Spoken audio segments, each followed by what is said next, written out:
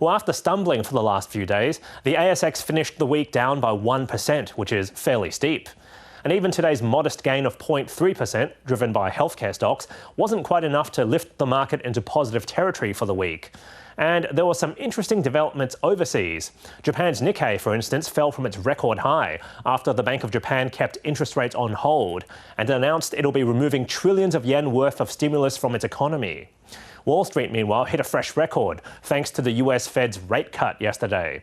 And today's 23% surge in the share price of Intel after its much larger rival Nvidia decided to throw it a lifeline by buying a 4% stake for $5 billion US.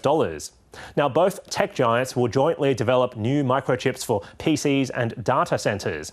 And that's expected to boost domestic manufacturing and curry favour with the Trump administration, which recently bought a 10% stake in Intel. Now, this deal could be a much-needed turnaround for Intel, given its share price has been tumbling for 25 years. And that's partly because it missed out on the shift to mobile computing, driven by the iPhone's debut, and the more recent AI boom, which is disproportionately benefiting Nvidia. Meanwhile, gold, oil and iron ore prices are down, while the Aussie dollar has dropped below 66 US cents. Now, just finally, if you're a middle-income earner, you won't be too happy to hear that real disposable incomes have fallen back to where they were about 5 years ago, thanks to high inflation. And that's according to a major survey conducted on thousands of Australians.